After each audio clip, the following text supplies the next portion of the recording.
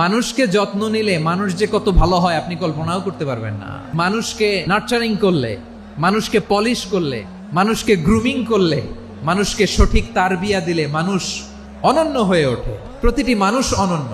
মানুষকে আল্লাহ তাআলা দিয়েছেন অসীম ক্ষমতা। মানুষ যা কল্পনা করতে পারে মানুষ তা করে দেখাতে পারে। মানুষের কাছে অসাধ্য কিছু নাই মৃত্যু ছাড়া, অ্যাকসেপ্ট ডেথ। তোমার জন্ম হয়েছে জিতার জন্য, বিজয়ের জন্য তোমার জন্ম। মানুষের শুরুটাই হয় বিজয় দিয়ে।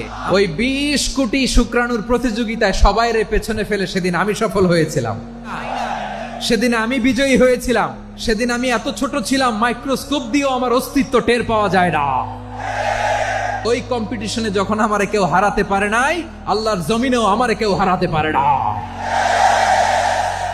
হারার জন্য তোমার জন্মই হয় নাই, তুমি আসছোই জিতার জন্য। একটা কথা জীবনের সাথে সেট করে নিতে হবে, আমি জিতি নয় শিখি, আমি কখনো হারি না। মা বাবা যারা এসেছেন আপনার ছেলে মেয়ের যত্ন নেন, আপনার ছেলের মধ্যে যে কি পটেনশিয়াল আপনি জানেন না। আমার যে মা বোনেরা আছেন, ছেলে মেয়েদেরকে কখনো ছোট করে কথা বলবেন না। ও যে কোথায় যাবে আপনি জানেন না। আপনি মা হয়ে তাকে সাহস দিবেন, তার কল্পনার জগৎটাকে সাজাতে তাকে উৎসাহিত করবেন, ঠিক কিনা বলেন? নৈতিকতা, মোরালিটি, ভ্যালিউজ দিয়ে নিজেকে সাজাও, ইসলাম দিয়ে নিজেকে সাজাও। কারণ আগামীর বাংলাদেশ ইসলামের বাংলাদেশ। তাহলে মানুষের চেয়ে সেরা কেউ হতে পারে? মানুষের চেয়ে অনন্য কেউ হতে পারে? মানুষকে কেউ হারাতে পারে? আমি তুমি অনন্য, আমাকে তোমাকে হারায়া দেওয়া এত সহজ না, ঠিক কিনা?